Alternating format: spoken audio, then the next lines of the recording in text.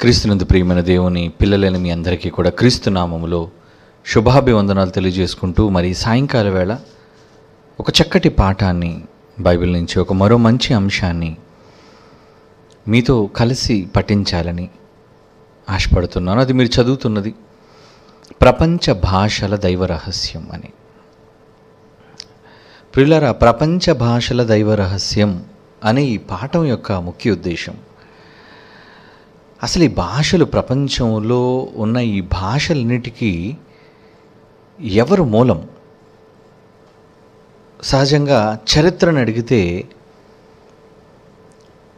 మానవులు దీనికి కారణం. మానవులే భాషను కనిపెట్టారు, మానవులే లిపిని కనుగొన్నారు అని వారి యొక్క చారిత్రాత్మక గ్రంథాలలో మనం చూస్తూ ఉంటాం. ఏమిటి, మనుషులు చెప్పింది ఎంతవరకు నిజం? ప్రారంభంలో చూసొచ్చిన వాళ్ళు ఎవరు? ఒక్క దేవుడు తప్ప. సృష్టికర్తకు మాత్రమేనండి ప్రారంభంలో ఏం జరిగిందో ఆయనకు తెలుసు. ఈరోజు చరిత్రకారులు కానివ్వండి,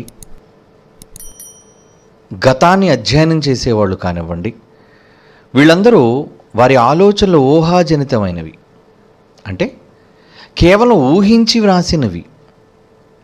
మరి బైబిల్ అటువంటిది కాదండి. ఒక మనిషి ఊహ నుంచి పుట్టింది కాదు బైబిల్.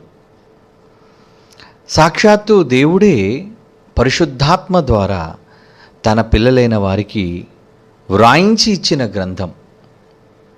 అంటే సృష్టి పుట్టినప్పుడు మనిషి లేడు, కానీ సృష్టి ఎలా జరిగిందో అన్న దానితోనే బైబిల్ ఆరంభమైంది. ఆ ఒక్కటి ప్రాథమిక సాక్ష్యంగా మనకు నిలిచుంటుందండి, బైబిల్ యొక్క ఔన్నత్యాన్ని చెప్పేది. అంతేనా? అవును. సృష్టి ఎలా పుట్టింది అన్న ఆరంభ మాటలతోనే బైబిల్ ప్రారంభమైంది. ఎందుకు దేవుడు రాయించాడు? అలా రాయించడానికి గల కారణం, తన పిల్లలు అన్నిటినీ తెలుసుకోవాలి అని. కనుకనే కొన్ని విషయాలను దేవుడు తన గ్రంథంలో మనకు అవసరమైనవి, చాలా మనిషికి అనవసరమైన ఉన్నాయి, దేవుడు వాటిని గురించి ప్రస్తావించలేదు, చెప్పనూ లేదు. దానికి కారణం, మనము తెలుసుకోవలసిన అవసరత లేదు కనుక. అవునా? అంతే. మరి మనకి ఏది అవసరమో దేవుడు దాన్ని రాయించాడు. అవసరమైనంత మట్టుకు దేవుడు మనకి వివరించాడు. భాష అనేసరికి ఒక మనిషిలో ఉన్న భావాలను మరొక మనిషితో పంచుకోవడాన్ని భాషగా మనం వర్ణిస్తాం, అంతే కదండి. లాంగ్వేజ్ అనగానే దేనినైతే మనం భాష అంటున్నామో, ఇద్దరు వ్యక్తుల మధ్య వారిలో ఉన్న భావాలను వ్యక్తీకరించడానికి ఉపయోగించే సాధనమే భాష. మిమ్మల్ని గురించి నేను ఏమనుకుంటున్నాను అన్నది నేను మాటలలోనే చెప్పగలను. అలాగే మీరు కూడా నాతో ఏం చెప్పాలనుకుంటున్నారో, ఏం తెలియజేయాలనుకుంటున్నారో అది భాష రూపంలోనే మీరు చెప్పగలరు. ఈరోజు ప్రపంచంలో సుమారుగా 7,139 భాషలు ఉన్నాయండి. ప్రపంచవ్యాప్తముగా నేటికి 7,139 సుమారుగా, అంటే 7,000 భాషల. అవునండి, లిపి కలిగిన భాషలు, లిపి లేని భాషలు, ఇలా ఎన్నో ప్రాంతాలను బట్టి భాష, వారి యొక్క జీవన శైలిని బట్టి భాష, ఇలా భాషలు అనేవి ప్రపంచవ్యాప్తముగా ఉన్నాయి. ఎందుకంటే మనుష్యులు ఒకరితోనొకరు సంభాషించడానికి ఉపయోగించే సాధనమే భాష. ఏం చెప్పాలనుకున్నా, ఏం వ్యక్తపరచాలనుకున్నా, అది సంతోషము కానివ్వండి, బాధ కానివ్వండి, మొదట మాట, తర్వాత లిపి. అందుకే మెజారిటీ అన్ని భాషలు శబ్దంలో ఉన్న లిపి కలిగిన భాషలు కొద్దిగానే ఉంటాయి. లిపి లేనివిగా మొదట భాషలు ఆరంభమయ్యాయి. అయితే ఈ ప్రపంచ భాషలు రావటం వెనక ఉన్న దైవ రహస్యం ఏంటి? దీని వెనక ఏమైనా దైవ రహస్యం ఉందంటే ఉంది, ఖచ్చితంగా. బైబిల్ చెబుతుంది దాన్ని. 7,000కు పైగా ఉన్న మనుష్యుల మధ్య ఇన్ని భాషలు విస్తరించడానికి గల కారణం ఏంటి? ప్రారంభానికి వెళ్ళిపోదాం. మనం ప్రారంభానికి వెళదాం. ఏమంటే ఏదైనా తోటలో దేవుడు తోటను వేసి సృష్టి కార్యక్రమాన్ని పూర్తి చేసిన తర్వాత ఆదామును అవ్వలను దేవుడు చేశాడు, అది మనకు తెలుసు. వాళ్ళని బాలురుగా చేయలేదు కదా, ఎదిగిన వారుగా చేశాడు.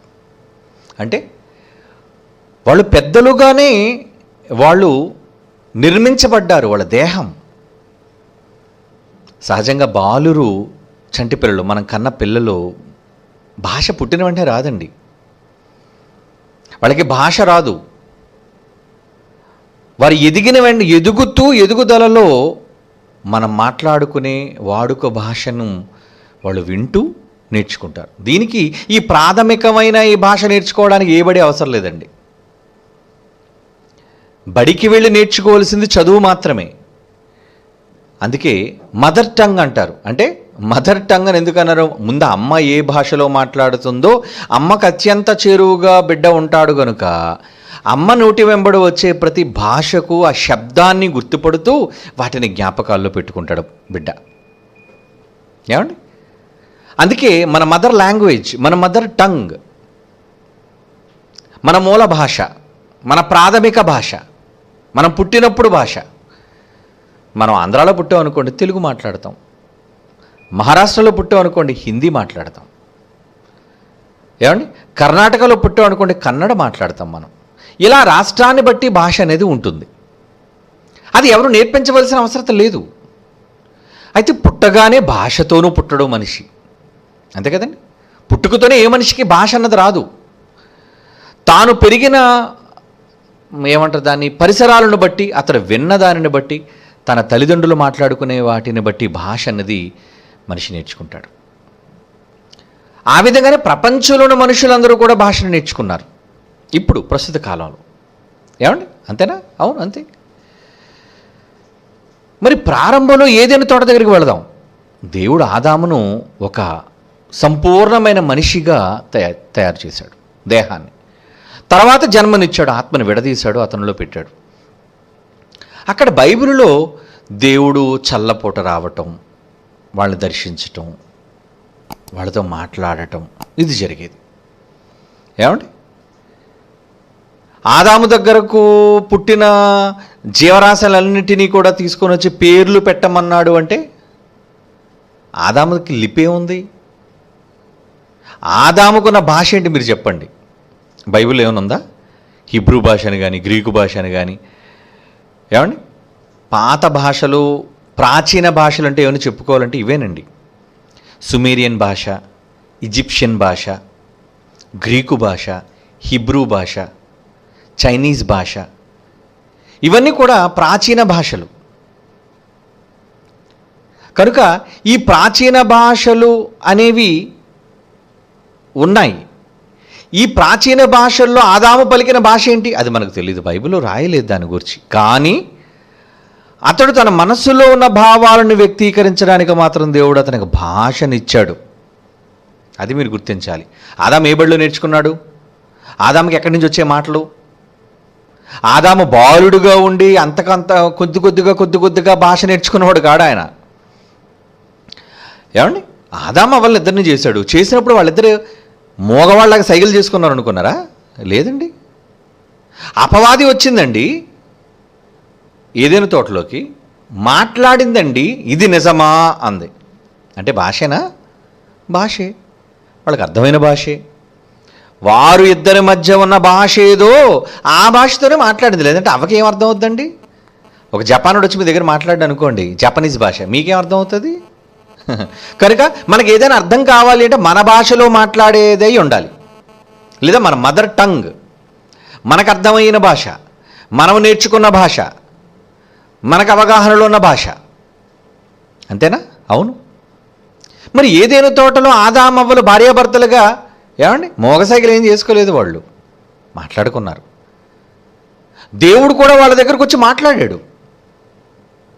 మరి ప్రారంభంలో వాళ్ళు తప్పు చేసినప్పుడు దేవుడు వచ్చి మీరు ఎక్కడున్నారు అని అడిగినప్పుడు ఆదాము ఏమన్నాడు చూడండి ఒకసారి. ఆదికాండంలో 2వ అధ్యాయం దేవుడు మొదట వాళ్ళకు కొన్ని ఆదేశాలు ఇచ్చాడు. ఏమని? 2వ అధ్యాయం 16వ వచనం చూద్దాం. ఏమండి? ఆదికాండం 2:16-17 వచనంలో, మరియు దేవుడైన యెహోవా ఈ తోటలో ఉన్న ఈ తోటలో ఉన్న ప్రతి ప్రతి వృక్ష ఫలములను నీవు నిరభ్యంతరము నీవు నిరభ్యంతరముగా తినవచ్చును, అయితే అయితే మంచి చెట్ల తెలివి మంచి చెడ్డలను తెలుగునిచ్చు వృక్ష ఫలాన్ని మాత్రం తినకూడదు. తినకూడదు. వాటిని తినదినమున ఒకవేళ నువ్వు తింటే నిశ్చయముగా నువ్వు చచ్చెదవు. చచ్చిపోతావు, నిశ్చయముగా చచ్చిపోతావు. మరి ఇది అర్థమయ్యే భాషలో చెప్పే ఉంటాడంటారా, లేదా సంజ్ఞల భాష అంటారా? అంటే సంఖ్యల భాష అంటే, సంఖ్య అంటే ఏంటంటే సైన్ లాంగ్వేజ్ అంటారు దాన్ని. మనకున్న ప్రాచీన భాషల్లో పిక్టోరియల్ లాంగ్వేజ్, ఈజిప్షియన్ లాంగ్వేజ్ ఉందనుకోండి, వాళ్ళు బొమ్మలతో, వాళ్ళ భాషకు బొమ్మలు ఉండేవి. అందుకే ఇప్పటికీ కూడా వాళ్ళ ఇన్స్క్రిప్షన్స్, వాళ్ళ తాలూకా శిథిలాల పైన వాళ్ళ భాష రాయబడి ఉంది. దాన్ని కొంతమంది డీకోడ్ చేసి దీనికి ఇది, దీనికి ఇది, దీనికి ఇది అని వాళ్ళు తెలుసుకున్నారు. నిజంగా క్రీస్తు పూర్వంలో వాళ్ళు ఏ భాష మాట్లాడారు అంటే ఈజిప్షియన్ భాష వాళ్ళు మాట్లాడారు. ఎందుకంటే మరి మోషే వెళ్ళాడు, ఫరోల్తో మాట్లాడాడు, వారి మధ్య మరి భాషలు ఉండబట్టే కదండి ఒకరితోనొకరు మాట్లాడుకున్నారు. ఏమండి? కనుక ఒకరితోనొకరు సంభాషించాలి, ఒకరి భావాలు ఒకరు పంచుకోవాలి, ఒకరి విషయాలు ఒకరు తెలుసుకోవాలి. ఇవన్నీ జరగాలి అంటే భాష అనేది చాలా ప్రధానమైనది. ఏమండి? ఎందుకంటే ఇంటరాక్షన్, ఒకరితోనొకరు అవగాహన రావాలి అంటే ఏమండి, కనీసం భాష లేని పాపం మగవాళ్ళు ఉంటారు కదండి, పుట్టుకతోనే మగవాళ్ళు, వాళ్ళకు కూడా భాష ఉందండి. ఏంటిది? సైన్ లాంగ్వేజ్ అంటారు దాన్ని. అంటే అప్పుడప్పుడు చూడండి, బదిరులకు వార్తలు అని ఉంటుంటాయి. బదిరులకు వార్తలు అనగానే వాళ్ళు పాపం వినపడవు వాళ్ళకేమి. అప్పుడు వాళ్ళు ఏం చేస్తారు, అప్పుడు చేతులు గుర్తులతో కొన్ని ఆ వార్తలు చదివేవాళ్ళు కొన్ని గుర్తులు చేస్తున్నారు. ఎప్పుడో పాతకాలంలో దూరదర్శన్లో ఏమండి బదిరులకు వార్తలు వచ్చేవండి. మరి ఇప్పుడు ఎన్ని ఛానళ్ళు వస్తున్నాయో నాకైతే తెలియదు. కానీ అంటే ఉన్న వార్తలు వాళ్ళకు కూడా తెలియటం కోసం వాళ్ళకంటూ ఒక భాష, అది సంజ్ఞల రూపంలో చెప్పేవాళ్ళు ఇప్పటికీ ఉన్నారు. అంటే ఇద్దరు వ్యక్తుల మధ్య సంభాషణ జరగాలి అంటే, ఒకరి భావాలు ఒకరు ఎక్స్చేంజ్ చేసుకోవాలి అంటే, ఒకరితోనొకరు సంభాషించుకోవాలి అంటే సంభాషణలోనే భాష ఉంది. కనుక భాష అవసరం. దేవుడు ఆదామవ్వలకు భాషనిచ్చాడు, అది మీరు తెలుసుకోవాల్సింది. దేవుడు ఆదాము అవ్వలకి భాష నేర్పించాడు. ఏంటి, మీరు పుట్టిన మీ పిల్లలకి ఏమి నేర్పిస్తారు చెప్పండి? అమ్మా అని అంటారు. ఎందుకంటే మనం ఏమంటే వాడు అంటాడు. అత్త, నాన్న నేర్పిస్తాం కదండి చిన్నపిల్లలకి. మన గర్భాన పుట్టిన పిల్లలకి మనం భాషను నేర్పిస్తూ ఉంటాం. శబ్దాలను వాడు గుర్తుపడుతూ ఉంటాడు, ఈ శబ్దానికి అర్థం అని వాడు తెలుసుకుంటూ ఉంటాడు. దేవుడు కూడా అండి తాను కన్నా తన పిల్లలకు భాష నేర్పించాడు. నిజంగా దేవుడే భాష నేర్పించాడా? భాష నేర్పించాడండి. ఆదామవ్వలు అక్కడ కనిపెట్టిన భాష కాదు అది. ఆదామవ్వలు కొడబలుక్కొని మనం ఒక భాషను ప్రయోగిద్దాం, మన భాషను కనుగొందాం అని తయారు చేసుకోలేదు ఏ భాషని వాళ్ళు. ఆది మానవులుగా, ఆది దంపతులుగా వాళ్ళకి దేవుడు భాషను నేర్పించాడు. కనుకనే ఆ భాషతో, అంటే భాషా పరిజ్ఞానాన్ని దేవుడు వారు బుర్రలో పెట్టాడు. ఏమండి, ఈ చరిత్రకారులను అడిగితేనండి వాళ్ళు ఏం మాట్లాడతారు తెలుసా? ఆది మానవుడు బుర్ర లేనివాడు, బుద్ధి లేనివాడు, భాష తెలియనివాడు. ఏమండి, ఎవడికి కావాలండి ఈ చరిత్ర? ఈ మనిషి రాసిన చరిత్ర ఎవడకండి కావాలి? సాక్షాత్తు సృష్టికర్తే నిజాలు మనతో మాట్లాడుతున్నప్పుడు, దేవుడే సకల రహస్యాలను మనకి విప్పి చెబుతున్నప్పుడు, వీళ్ళ చరిత్ర పుటలు ఎవరికి కావాలి? వీళ్ళు తుప్పు పట్టిన వీళ్ళ చారిత్రాత్మక గ్రంథాలు ఎవరికి కావాలి? ఆదాము తెలివైనవాడు, మేధావి. ఏమండి, అప్పుడప్పుడు కొన్నిసార్లు అంటే ఏకసంతాగ్రహి అంటారు. ఏకసంతాగ్రహి అంటే ఒకసారి వింటే వెంటనే పట్టేస్తాడు. అంటే చాలా యాక్టివ్. ఎలా చెప్పగలం మనం? ఆదాముని ఎలా చేశాడు? పడుకోబెట్టి అతని ప్రక్కటెముకలో ఒక ఎముకను తీసి స్త్రీగా మలిస్తేనే, నా ఎముకలో ఎముక, నా మాంసములో మాంసము, నరుని నుంచి తీసావు కదా డాడీ, నారి పేరు కూడా పెట్టేశాడు. అబ్బో, చాలా ఫాస్ట్గా ఉన్నాడు ఆదాము. మరి వీళ్ళేంటంటే అలా మాట్లాడతారు? ఆదిమానవుడు గుహల్లో ఉండేవాడు, ఆదిమానవుడు రాళ్ళుతోనేమో నిప్పంటించేవాడు. ఎవడికి చెబుతావురా సోదంతానా? బైబిల్ దగ్గరకు రా, చరిత్ర నేర్పిస్తుంది బైబిల్. భాషల కోసం నీకేం తెలుసు? మానవ చరిత్ర కోసం నీకేం తెలుసు? మానవ వంశావళుల కోసం నీకేం తెలుసు? బట్ట కట్టడం రాదంటావు, జ్ఞానం లేనివాడిగా ఎదిగాడు అంటావు, భాష లేదంటావు, ఏదో నీ నోటుకు వచ్చింది మాట్లాడుతుంది. ఎందుకంటే మేమందరం గొర్రెలం కదా. ప్రతి శాస్త్రవేత్త, ఆడి చరిత్రకారుడు కానివ్వండి, ఏ దరిద్రుడైనా దౌర్భాగ్యుడైనా వాడు ఏమనుకుంటాడంటే వీళ్ళందరికీ ఏమీ తెలియదు, అనామకులు, నేను ఏది చెబితే అదే వీళ్ళకి వేదం అని అనుకుని ఫీల్ అయిపోతుంటాడు. రే, అది ప్రపంచంలో ఎవరికైనా చెప్పు, బైబిల్ తెలిసినోడికి చెప్ప కథలో.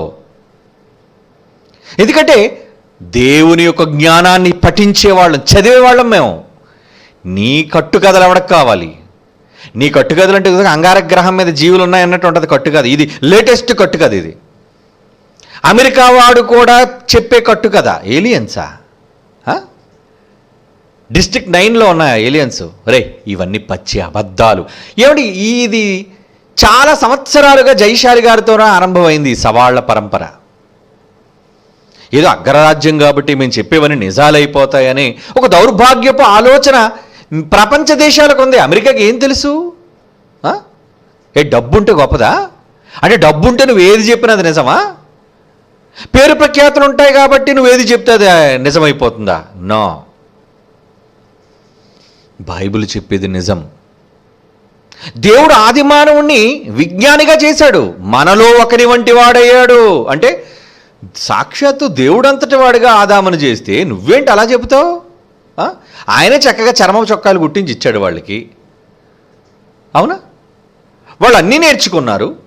నోవను పిలిచాడు, ఓడ కట్టే అన్నాడు, కట్టేశాడు. అంత పెద్ద ఓడ, ఏదీ లేనప్పుడు అంత పెద్ద ఓడ నిర్మించడం ఏంటండి?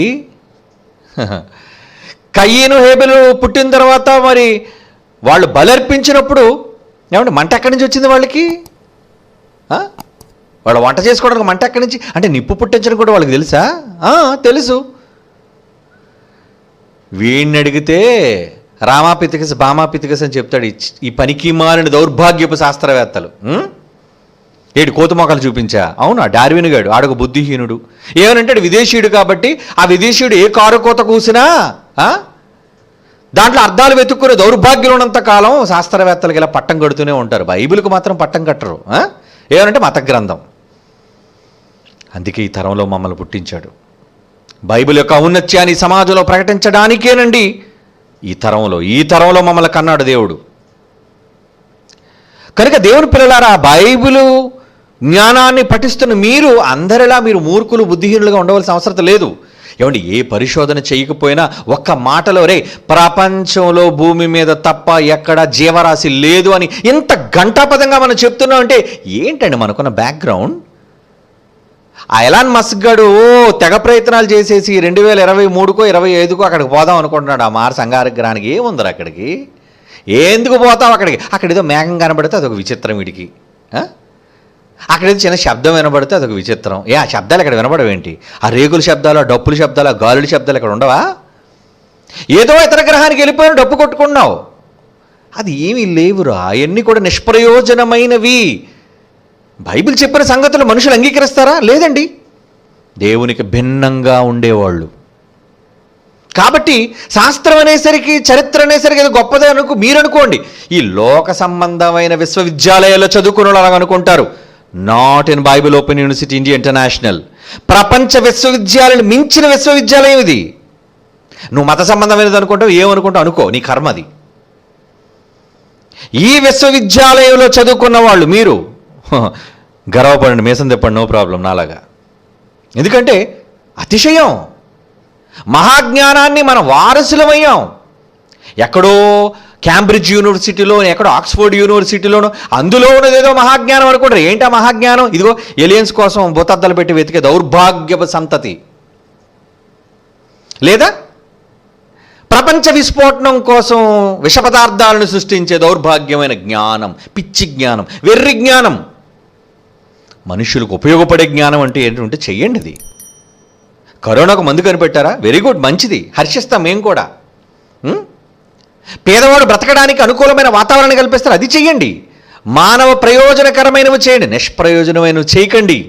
దానికోసం కోట్ల రూపాయల ప్రజాధనాన్ని ఖర్చు చేయకండి.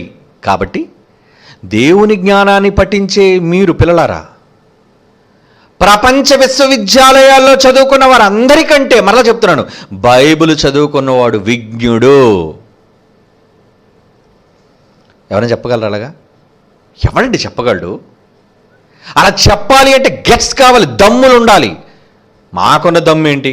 మాకేం దమ్ము లేదు, బైబిలే మా దమ్ము. బైబిలే మాకున్న వెన్నెముక. బైబిల్ను బట్టే చెప్పగలం దేన్నైనా సరే. నమ్మకంతో అండి. సృష్టికర్త వ్రాయించాడు గనుక, సర్వం తెలిసిన సర్వజ్ఞాని వ్రాయించాడు గనుక, ఈరోజు కాకపోయినా రేపైనా బైబిల్ కాళ్ళ దగ్గరికి రావాలి. ఎవడైనా ప్రపంచంలో, you may be American, Canadian or whatever you may be, ఎవడైనా కావచ్చు. నువ్వు ఏదో పెద్ద విదేశాల్లో చదువుకున్నాడు కాబట్టి మహాజ్ఞానం అనుకోకండి, వారంతా ఎర్రబాగులోళ్ళు. మనోడికి ఎలాగ అలవాటు అయిందండి? ఫారెన్ విదేశం అనేసరికి అబ్బా మేడ్ ఇన్ అమెరికా ఇచ్చేయి, నాకుతాను దాన్ని. మేడ్ ఇన్ జపానా ఇచ్చేయి, ఒళ్ళంతా పూసుకుంటాను. Made in India, India India అంటే ఎందుకంత నీరసం? అంటే ఇండియా ఎందుకు కొరగానిదనా? ఇండియాలో ఉన్నవాళ్ళు ఎవరో అంత సత్తా ఉన్నవారు లేరనా? అంటే నీ దేశాన్ని నువ్వే కంచపరుచుకుంటావా? వద్దరా, దేవుడు ఇచ్చాడు కదా. లోకములో జ్ఞానులను సిగ్గుపరచుటకు వెర్రివారిని ఏర్పరచుకుంటాను అన్నాడుగా. ఆ మాట నమ్మకం లేదా? లేదు, ఇండియాలో ఉన్న వాళ్ళకి అంత గట్స్ ఉంటే ప్రపంచంలో ఏ శాస్త్రవేత్తను నిలబెట్టమన్నాడు. రే ఎక్కడ ఏలియన్స్ లేవురా, ఛాలెంజ్ అని మనం ఇప్పటికే అంటున్నాం. ఏమంటే మన ఇంగ్లీష్ సింహగర్జన మనం ముద్రించి విడుదల చేసి సంవత్సరాలు అయిందండి. ఎవడు ఎందుకు కిమ్ అనకుండా ఉన్నాడు? ప్రపంచ ముఖ్యులైన నాయకులకు, లైబ్రరీస్కి అన్నిటికీ పంపించాం. ఎందుకు వాళ్ళు నిమ్మక నీరెత్తినట్టున్నారు? వాళ్ళకి తెలుసు ఏమని, వీళ్ళు అడిగేదానికి సమాధానం మన దగ్గర లేదు, వీళ్ళు అడిగే ప్రశ్నలకు జవాబు మనం చెప్పలేము అనే సంగతి తెలుసు వాళ్ళకి. అదేనారా మనం నమ్మిన, మనం చదువుతున్న దైవ గ్రంథమైన బైబిల్ యొక్క గొప్పతనం. నమ్మంటారా బైబిల్ని? దేవుడు రాయించిన గ్రంథం అర్రా. పనికిరాని మనిషి మాటలు, మనిషి రాసిన పుస్తకాలను, చెత్త పుస్తకాలు చదవడం కాదండి, బైబిల్ చదవండి. విశ్వవిద్యాలయంలో ఈ జ్ఞానాన్ని నేర్చుకోండి. ఎంత డబ్బైనా సరే పర్లేదు, ఎదురిచ్చి కొనుక్కోండి ఈ జ్ఞానాన్ని. మీ సంపాదన అంతా ఇచ్చైనా కొనుక్కోండి. మీరు, మీ పిల్లలు, మీ కుటుంబం అంతా నేర్చుకోవాలి. ఇది నేర్చుకుంటే మీ ముందు ఎవడు నిలబడలేడు. బహిరంగంగా పబ్లిక్గా మాట్లాడడానికి దమ్ములు కావాలి, జ్ఞానం కావాలి. ఆ జ్ఞానం దేవుడు రాయించిన మన కోసం జ్ఞానం అండి. అది మన మహిమ నిమిత్తం రాయించిన జ్ఞానం అండి. కాబట్టి ప్రపంచ చరిత్రకారులు ఏదో చెప్పారు. ఎవడకు కావాలి నీ చరిత్ర? నీ చరిత్ర నమ్మితే యేసుప్రభు పారిపోయి కాశ్మీర్ వచ్చాడని చెప్తావు, కట్టు కదా. ఒకటి కాశ్మీర్ తెచ్చేశాడు, ఏమండి, మరొకటి రేపు పొద్దున కన్యాకుమారి కూడా తీసుకొచ్చేస్తాడు, ఏమండి. తమిళనాడు వచ్చాడని ఎప్పుడు కట్టుకథలు చెప్తాడు. తమిళ హిందూ అటు యేసుప్రభు నోటికి వచ్చిందల్లా చెప్తారండి ప్రతి చరిత్రకారుడు. కనుక ఏదో శాస్త్రవేత్త చెప్పాడు కాబట్టి గొప్పదనో, ఏదో చరిత్రకారుడు చెప్పాడు కాబట్టి గొప్పదనో అలా నిర్ధారించకండి. బైబిల్ చెబితే దాన్ని ఆమోదించండి, బైబిల్ చెబితే దాన్ని నిర్ధారించండి. ఎందుకంటే దేవుడు తప్పు చెప్పడు, తప్పు వ్రాయించడు. అవునా? అవును. కనుక ప్రారంభ మానవుడు, ఆది మానవుడు, జ్ఞానము లేనివాడని కట్టుకథలు ప్రపంచానికి చెప్పు. ఎరుబాగులు నమ్ముతారు, భలే భలే భలే భలే చెప్పలు పడతారు వాళ్ళు. అందులో అమెరికా వాడు ఉంటాడు, ఆస్ట్రేలియా వాడు ఉంటాడు, కెనడా వాడు ఉంటాడు, ఏమండి, జర్మనీ వాడు ఉంటాడు. ఈ దౌర్భాగ్యులందరూ ఉంటారు, భలే భలేగాళ్ళు వీళ్ళందరూ కూడా. కానీ ఇండియాలో ఉన్న బైబిల్ చదువుకున్నవాడు మాత్రం భలే భలే అండవు. ఎందుకంటే దాని వెనక ఎంత నిజాలు ఉన్నాయనేది చరిత్ర వాడికన్నా మనకు తెలుసు బాగా. చారిత్రాత్మక గ్రంథాన్ని కలిగిన వాళ్ళం కనుక. కాబట్టి దేవుడు ప్రారంభ మనిషి ఆది మానవుని గురించి వ్రాస్తూ, ఏమండి, దేవుడని యెహోవా 2వ అధ్యాయం 16-17 కదండి మనం చదువుకున్నాం మాటలు. ఆదికాండం 2:16-17 దేవుడని యెహోవా ఈ తోటలోనున్న ప్రతి వృక్ష ఫలమును నీవు నిరభ్యంతరముగా తినవచ్చును. అయితే మంచి చెడ్డలు తెలియనిచు వృక్ష ఫలములు తినకూడదు, నీ వీటిని తిరుదం నిశ్చయముగా చచ్చెదవని నరునికి ఆజ్ఞాపించెను. ఆజ్ఞాపించినట్టు ఏందో చెప్పుంటాడు? మోగ భాష, మోగ సైగలు ఏం చేయలేదు దేవుడు అక్కడ.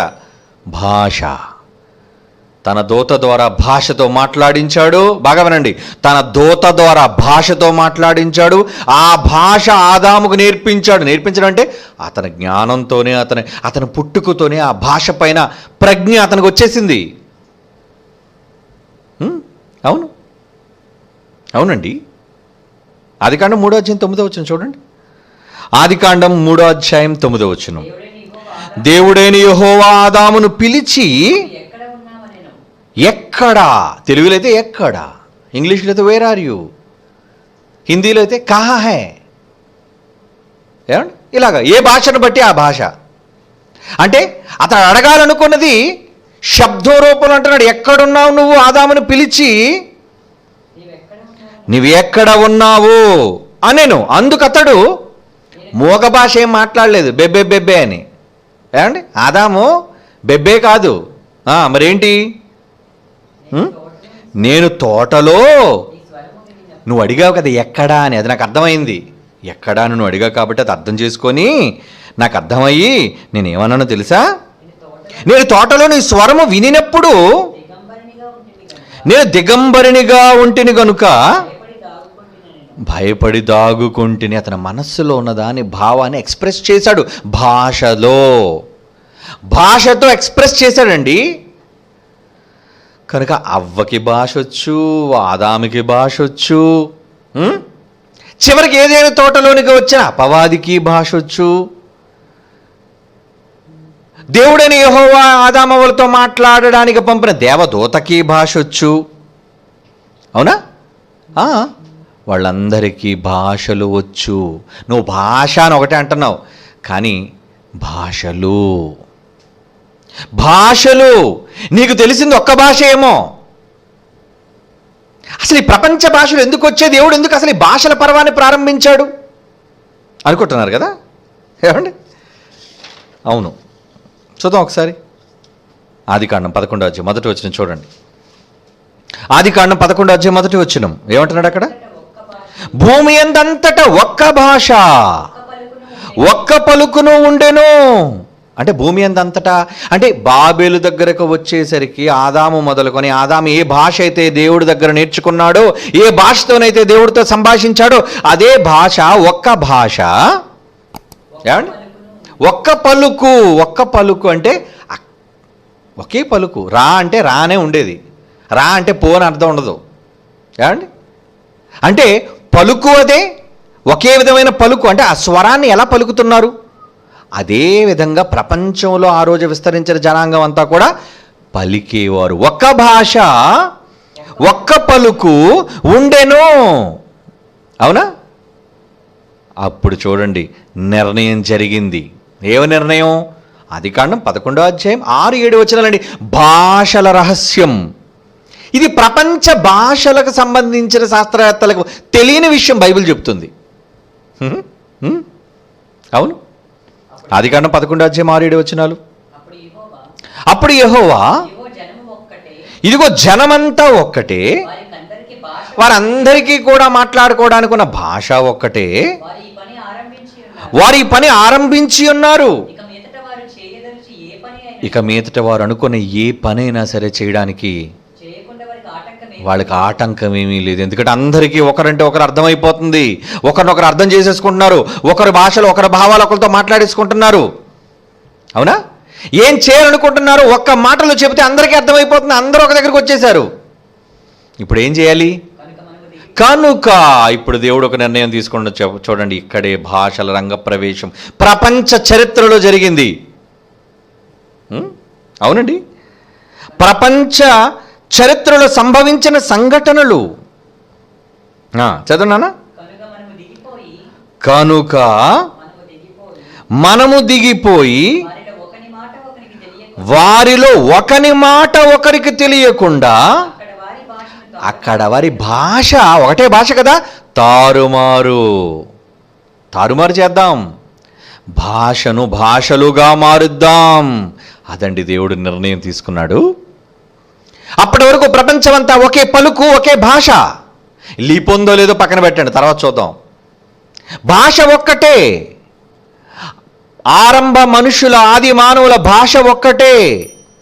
ఆ భాషను దేవుడు భాషలుగా, ఒక్క భాషను ప్లూరల్ చేద్దాం అనుకున్నాడు. ఏమండి? భాషల గూర్చి సంబంధించిన జ్ఞానం లింగ్విస్ట్ అంటారు, దానికి సంబంధించిన భాష లింగ్విస్టిక్స్, భాష పైన విజ్ఞానం, భాషకు సంబంధించిన జ్ఞానం. అంతేనా? అవును. కనుక దేవుడు ఏమనుకున్నాడు ఇక్కడ? బాబెలు దగ్గర నిర్ణయాన్ని తీసుకోబోతున్నాడు. ఏమని? ఇప్పుడు మనం వాళ్ళ మధ్యకు వెళ్ళి వారిలో ఒకని మాట మరొకరికి తెలియకుండా అక్కడి భాషను తారుమారు చేసి రండి చేసేద్దాం. ఎందుకు చేయాలనుకుంటున్నాడు ఈ మాట? ఈ ఆలోచన ఎందుకు వచ్చింది? కిందకి చదవండి. ఇంకా 9వ వచనం. దానికి బాబెలు, తారుమారు అంటే బాబెలు. ఈ రోజుకి ప్రపంచ చరిత్రలో ఉంది బాబెల్. బాబిలోనియన్ కింగ్డమ్ ఆరంభమైన బాబెల్, ఇరాక్. అవునండి, అవును. ఆదికాండం 11:9 ప్రియులారా. ఎందుకనగా యెహోవా భూజనులందరి భాషను తారుమారు చేసి అక్కడ నుండి యెహోవా భూమి అందంతటా వారిని చెదరగొట్టెను. అంటే భూమి అందంతటా వీళ్ళు చెదిరిపోవాలి అంటే భాషలలో తారుమారు కావాలి. అంటే ఆరంభంలో అనేక భాషలు, ఎన్ని భాషలు మనకు తెలియదండి, 1, 2, ఒక భాష అయితే ఉండేది, కానీ మల్టీ లాంగ్వేజ్, రకరకాల భాషలు, ఒకరి మాట ఒకరికి అర్థం కాలేదు. అందులో ఇంగ్లీష్ ఉందని నేను అనటం లేదు, ఏమండి? కానీ ప్రారంభంలో దేవుని, ఎందుకంటే మనిషి కనిపెట్టిన భాషలు ఉన్నాయండి. మనిషి లిపి ద్వారా మనిషి భాషలను కనిపెడతాడు. మనిషికి ఏం పోయేగాలం, ఏదైనా చేస్తాడు, ఏమండి? ఎన్నిటి మీద పిచ్చి ప్రయోగాలు చేస్తున్నాడు. కాబట్టి ఆడికి నచ్చిన భాష తయారు చేసుకుంటాడు. ఏమండి? ఈ మధ్యన వార్తల్లో వచ్చింది కదా, బాహుబలి అనే సినిమా కోసం ఒక కొత్త భాషను కనిపెట్టారటండి. ఏదో భాష, దాని పేరు కిలికిలి భాష అట. కిలికిలి భాష అంటే కొత్త భాష. నువ్వే చేసావా అంటే ఒక భాషనే కనిపెట్టారట వీళ్ళు. కనుక ఎన్నిటినో సాధించిన మనిషి భాషను, కొత్త భాషను తయారు చేసుకోవడం పెద్ద విషయం ఏం కాదు వాడికి. విడిపోయిన తరువాత భాషలు పెట్టుకున్నారు, వదిలేయండి. కానీ ప్రారంభంలో విడిపోవడానికే దేవుడు భాషలు పెట్టాడు. అది మీరు నోట్ చేసుకోవాల్సింది. భాష ఎందుకు పుట్టింది? నువ్వు ఒక దగ్గర ఉంటే మంచిది కాదు నాయన చిట్టికన్నా. నా సంకల్పం చాలా ఉంది. నువ్వు మిగతా ప్రాంతాలకు వెళ్ళవా? భూమి అంతటా వెళ్ళాలి కదా. ఉత్తర అమెరికాకి ఎవరు వెళ్తారు? దక్షిణ అమెరికాకి ఎవరు వెళ్తారు? ఐరోపా ఖండానికి ఎవరు వెళ్తారు? ఆస్ట్రేలియా ఖండానికి ఎవరు వెళ్తారు? అటు రష్యాకి ఎవరు వెళ్తారు? చైనాకి ఎవరు వెళ్తారు? కింద ఉన్న ఆఫ్రికా ఖండానికి ఎవరు వెళ్తారు? ఏమండి? ఇక ధ్రువ ప్రాంతాలకు ఎవరు వెళ్తారు? మరి ఈ ప్రాంతాలన్నిటికీ భాషలు ఉన్నాయండి. 7,000 చిల్లర భాషలు ఇప్పుడే కదా మీకు చెప్పాను. ఆధారపూర్వకంగా మనకి 7,139 భాషలు ఉన్నాయండి ప్రపంచంలో ఈరోజు. ఉన్నాయా? ఉన్నాయి. ఎందుకు లేవు? బోల్డ్ భాషలు ఉన్నాయండి మనకి. మన భారతదేశంలోనే సుమారు 22 భాషలు ఉన్నాయండి, మాట్లాడే భాషలు. భారతదేశంలో మన అందరికీ మూల భాష సంస్కృతం అంటాం కదండి. ఇక ప్రాచీన భాష అంటారా? అబ్బో, తమిళియన్స్. ఏమంటే 5,000 సంవత్సరాల క్రితం, అంటే నేటికి, అంటే క్రీస్తుకు ముందు ఇది ఒక 2,000, క్రీస్తుకు ముందు అదొక 3,000. మొత్తానికి తమిళియన్స్ లాంగ్వేజ్ 5,000 సంవత్సరాల క్రితం నుంచే తమిళ భాష ఉంది అని ఈరోజు చరిత్రకారులు చెప్తున్నారు. అంటే అప్పటి నుంచి తమిళ భాష ఉందా? మరొకప్పుడు మన ఆంధ్ర వాళ్ళని కూడా ఆంధ్ర వాళ్ళని పిలిచేవాళ్ళు కదా, మద్రాసీ వాళ్ళు అనేవాళ్ళు. అంటే తెలుసా మీకు? మన ఇండియన్ హిస్టరీ తెలిస్తే మద్రాసీస్ అనేవాళ్ళు మనల్ని. అంటే సౌత్ ఇండియన్స్లో మన రాష్ట్రం ఒకప్పుడు విడిపోక ముందు, పొట్టు శ్రీరాములు గారు దీని గురించి మరి ప్రాణత్యాగం చేయకముందు మన ఆంధ్ర రాష్ట్రం కూడా ఏమండి మద్రాసుతో కలిసి ఉండేది, చెన్నైలో. ఇదంతా ఒకటే స్టేట్. ఆ తర్వాత స్టేట్ విడిపోయింది ఆంధ్రాగా. ఇప్పుడు ఆంధ్ర నుంచి తెలంగాణ విడిపోయింది, ఏమండి ఛత్తీస్గఢ్ అని రకరకాలుగా ఈరోజు స్టేట్స్ కూడా విడిపోతున్నాయి. అంటే ఒకప్పుడు మనమంతా కూడా తమిళ యొక్క భాష మన పూర్వ భాష అని చెప్పాలి భారతదేశంలో. అంతే కదండి.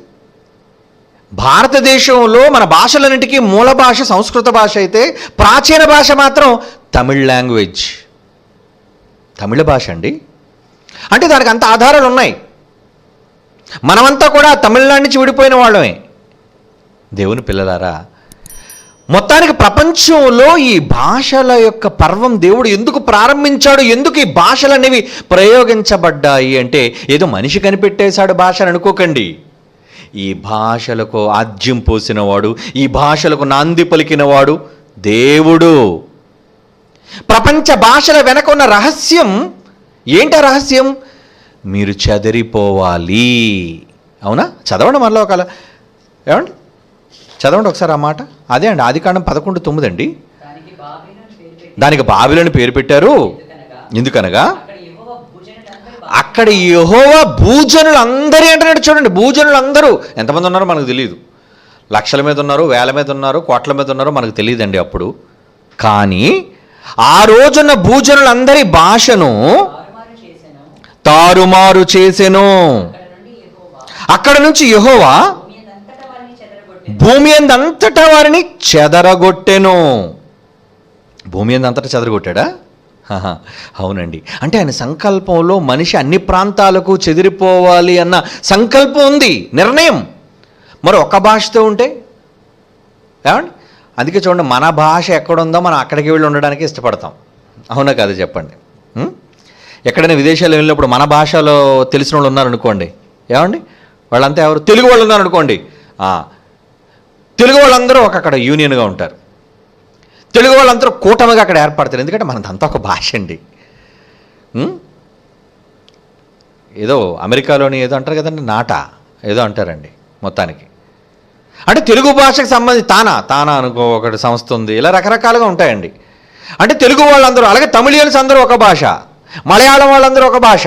వీళ్ళందరూ కూడా అక్కడ గుంపులుగా కమిటీస్గా లేదంటే టీమ్స్గా ఏర్పడి ఉంటారు. ఎందుకంటే భాషను బట్టి కదా వీళ్ళంతా ఒక దగ్గర ఉండేది. మిగిలిన పరాయి భాష. జర్మనీ వాళ్ళకి జర్మన్ లాంగ్వేజ్ ఉంటుందండి. ఆఫ్రికా వాళ్ళకి అందులో చాలా లాంగ్వేజెస్ ఉన్నాయండి. ఏమండి? రష్యన్ వాళ్ళకి రష్యన్ లాంగ్వేజ్, చైనా వాళ్ళకి చైనీస్ లాంగ్వేజ్. ఇలా ప్రపంచంలో ఆయా దేశాలకు ఆయా భాషలు ఉన్నాయి. కానీ ఈ భాషలన్నీ ఏదో మనిషే ప్రారంభంలో కనిపెట్టేశాడు అనుకుంటే పొరపాటు. బైబిల్ ఏం చెప్తుందో తెలుసా? భాషలకు మూలం దేవుడు. భాషలకు మూలం దేవుడా? దేవుడా భాషలు కనిపెట్టింది? మరి నువ్వు అనుకున్నావు నేను బాగా మహావిజ్ఞానిని అయిపోయాను, నేనే లిపిని కనుగొన్నాను, నేనే భాషను కనుగొన్నాను.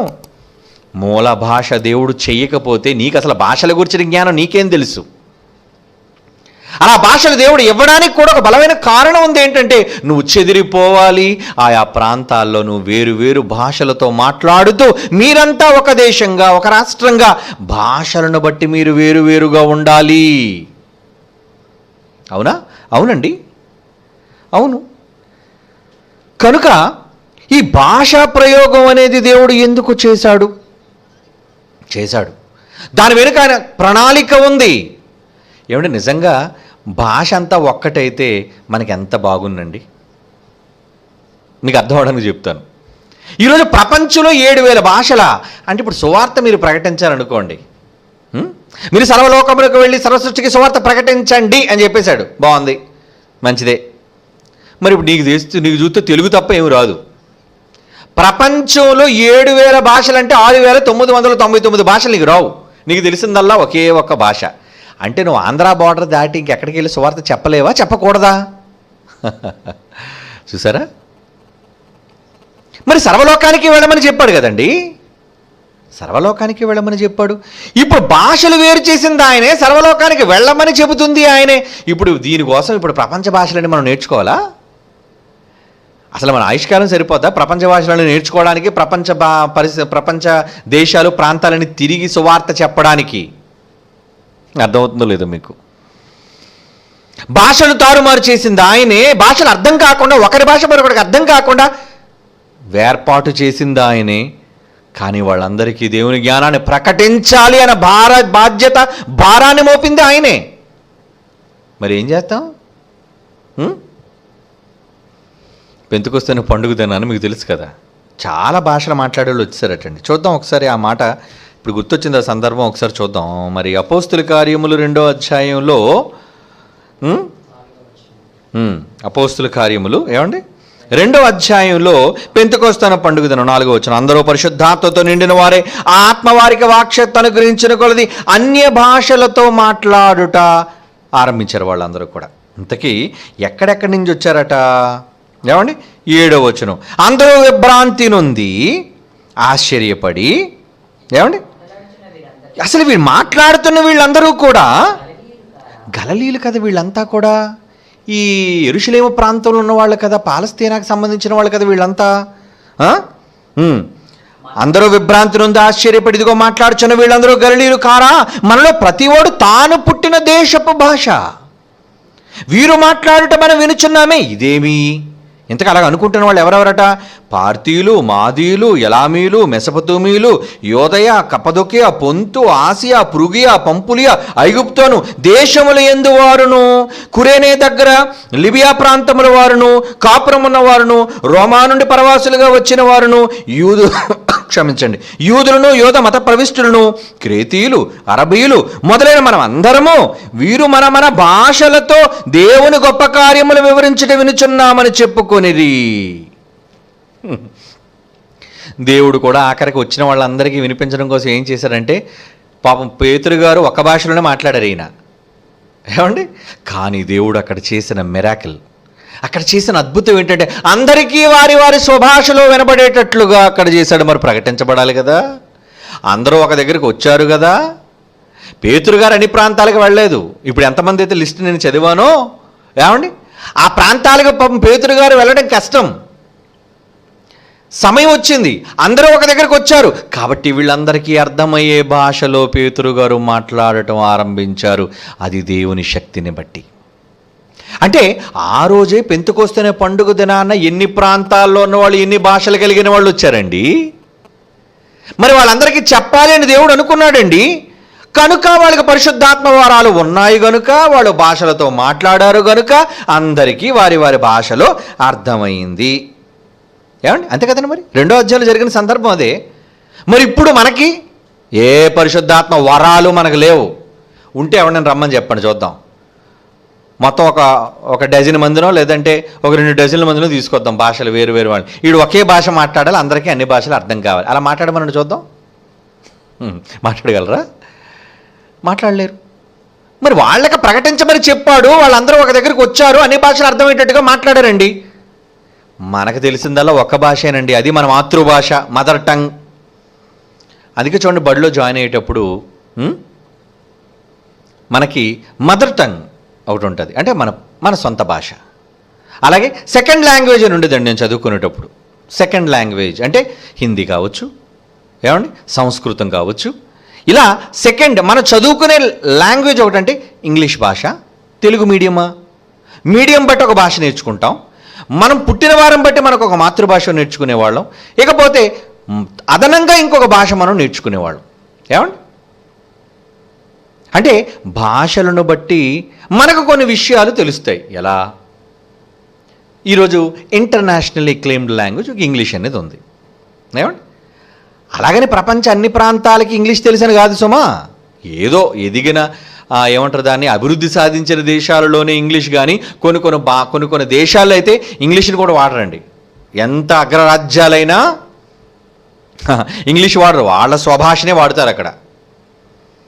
మీరు ప్యారిస్ వెళ్ళండి, జర్మనీ వెళ్ళండి, వాళ్ళ భాషకు ప్రాముఖ్యత. రష్యా వెళ్ళండి, అసలు వీళ్ళంటేనే పడదు వాళ్ళకి, శత్రు దేశాలు కనుక వాళ్ళ స్వభాషను వాళ్ళు ఎక్కువగా పెట్టుకుంటారు. ఇప్పుడు మనం రైల్వే స్టేషన్లో కానీ వాటిలో కానీ ఏమండి మన సొంత భాషతో పాటు ఇంగ్లీష్ లాంగ్వేజ్ పెట్టుకుంటాం. ఎందుకంటే ఇంగ్లీష్ లాంగ్వేజ్ ఇంటర్నేషనల్ లాంగ్వేజ్ ఈ మధ్యన అయ్యింది కనుక. ఏమండి? అది ఇంగ్లీష్ వాళ్ళు వచ్చిన తరువాతే సుమా. ఇంగ్లీష్ వాళ్ళు రాకపోతే మనకి ఇంగ్లీష్ భాష కూడా లేదు మనకి, అంతేనా? మన దేశంలోనే సుమారు 22 భాషలు మనకు ఉన్నాయి కాబట్టి ఆ భాషలు కూడా మనకు రావు. ఏమండి? కొన్ని భాషలే మనం నేర్చుకోగలం. కొంతమంది అండి బహుభాషా కోవిదులు ఉంటారు. బహుభాషా కోవిదులు అంటే మన పివి నరసింహరావు లాంటి వాళ్ళు. ఏమండి? ఒకప్పుడు మన మాజీ భారత ప్రధాని, చాలా భాషలు వచ్చండి ఆయనకి. కొంతమందికి 2 భాషలు వచ్చు, కొంతమందికి 3 భాషలు వచ్చు, కొంతమందికి 5 భాషలు వచ్చు, 6 భాషలు వచ్చు. Very good. వాళ్ళు చాలా భాషలు నేర్చుకున్నారంటే వాళ్ళు ఏ స్టేట్ వెళ్ళినా సరే నో ప్రాబ్లం. వాళ్ళు ఇంటరాక్ట్ అవ్వగలరు మనుషులతో, వాళ్ళు అనుకున్నది ఎక్స్ప్రెస్ చేయగలరు, వాళ్ళు విన్నది అర్థం చేసుకోగలరు, ఏమైనా చెప్పాలనుకుంటే వాళ్ళు చెప్పగలరు. మరి మిగిలిన ప్రాంతాలకు వెళితే నీకు 7,000 భాషలు వచ్చా? అసలు 7,000 భాషలు నేర్చుకున్న మనిషి ఎక్కడ ఉన్నాడు? లేడండి.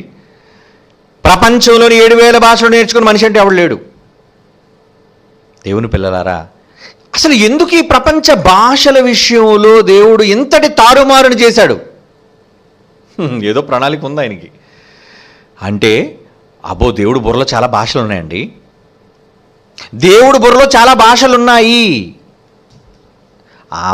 ఆ భాషలలో ఒక భాషను నేర్పించాడండి ఆదాముకి. ఏదైనా తండ్రిని బట్టే కదండి మనం నేర్చుకునేది. దేవుడి నుంచి కాకుండా మనం నేర్చుకునేది ఏముంది చెప్పండి? దేవుని కాకుండా ఇంకేమైనా అదనంగా నేర్చుకున్నట్టు అంతటి గొప్పడు ఎవడున్నాడు ప్రపంచంలో? లేడు. కనుక ఆదాము నేర్చుకున్న ఏదైనా తొలి భాష అంటూ ఉంటే అది దేవుని దగ్గర నేర్చుకున్నాడు. అలా ఒక్క భాషగా ప్రపంచమంతా ఒక్క పలుకుగా ఉన్న దానిని అనేక భాషలను సృష్టించి, దిగిపోదాం రండి, కమాన్ మనం వెళ్ళిపోదాం, ఒకడికి అర్థం కాని భాషను మనం ఇచ్చి తారుమారు చేద్దాం. అప్పుడు ఎవడి భాష అయితే అర్థమవుతుంది, ఈ భాషలు కలిగిన వాళ్ళందరూ ఒక గుంపుగా రావడం ప్రారంభించారు. మరొక భాష తెలిసిన వాళ్ళందరూ ఒక గ్రూపుగా ఫామ్ అవడం ప్రారంభించారు. మిగిలిన వాళ్ళందరూ కూడా వారి వారి స్వభాషలను బట్టి, అర్థమయ్యే పరిస్థితులను బట్టి వాళ్ళందరూ కూడా గ్రూప్స్గా ఫామ్ అయిపోయి ఇంకక్కడి నుంచి ఒకరి భాష ఒకరికి అర్థం కాకపోవడం వల్ల ఈ భాష తెలిసిన వారిని బట్టే వీళ్ళు చెదిరిపోవటం ఆరంభమైంది. అందుకే ఈరోజు దేశాలు పుట్టాయి. ఈరోజు దేశాలు పుట్టాయండి. ఈరోజు రాష్ట్రాలు వెలసిల్లాయండి. ఈరోజు ఖండాలు వెలసిల్లాయండి. అంటే దీనంతటి వెనుక దేవుని ప్రణాళిక ఉందా? ఆ ప్రణాళికలో భాషకు ఎంత ప్రాధాన్యత ఉందా? అవునండి, భాషకు దేవుడు అంత ప్రాధాన్యతనిచ్చాడు. ప్రపంచ భాషల వెనుక ఉన్న దేవుని ఆలోచన ఎందుకు? ఏంటి ఒక ఇంట్రెస్టింగ్ విషయం చెప్పమంటారా? చాలాసార్లు మీరు ఆ మాట చదివారు. మీరు అనుకుంటున్నారా మనుష్యులలోనే దేవుడిని భాషను సృష్టించాడు అని మీరు అనుకుంటున్నారేమోనో. మీరు ఆశ్చర్యపోయే ఒక విషయాన్ని మీకు చెప్తాను. కొరింథీయులకు రాసిన మొదటి పత్రిక తీయండి. అపోస్తలుడైన పౌలు కొరింథీయులకు రాసిన మొదటి పత్రికలోని 13వ అధ్యాయం మొదటి వచనంలో ఏం మాట్లాడుతున్నాడో చూడండి. అపోస్తలుడైన పౌలు కొరింథీయులకు రాస్తూ, మహాజ్ఞాని కదండి, చాలా షార్ప్ అండి ఈయన బ్రెయిన్. కొరింథీయులకు రాసిన మొదటి పత్రిక 13వ అధ్యాయం మొదటి వచనం. మనుష్యుల భాషలతోనూ, మనుషుల్లో ఉన్న భాషలు మనకు తెలుసు, సుమారు 7,000 భాషలు ఇప్పటికీ. మరి అప్పటికి ఎన్ని భాషలు ఉన్నాయో మనకు తెలియదు. ఏమండి? ఆ రోజు సుమేరియా భాష తెలుసు, హిబ్రూ భాష తెలుసు, ప్రాచీన భాషలు గ్రీకు భాష తెలుసు, ఈజిప్షియన్ లాంగ్వేజ్ తెలుసు. ఏమండి? ఇలా రకరకాల భాషలనే ఉండేవి. మనుష్యుల భాషలతోనూ దేవదూతల భాషలతోనూ నేను మాట్లాడినను. ఏమిటి దేవదూతల భాషతో అనలేదు అక్కడ, జాగ్రత్తగా మీరు చూడాలి. దేవదూతల భాషలతో,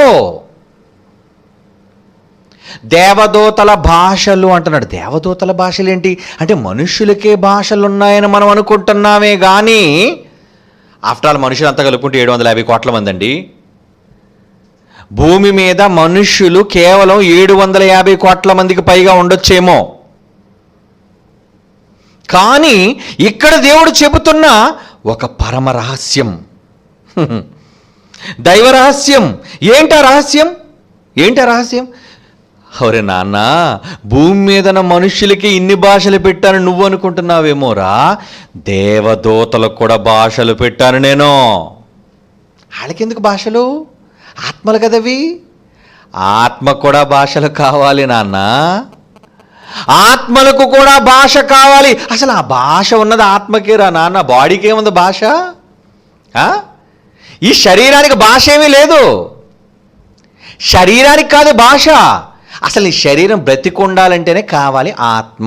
ఆత్మ లేకపోతే ఎందుకు? ఇది కుళ్ళిపోయిన శవం, ఎవరికి అవసరం లేదు.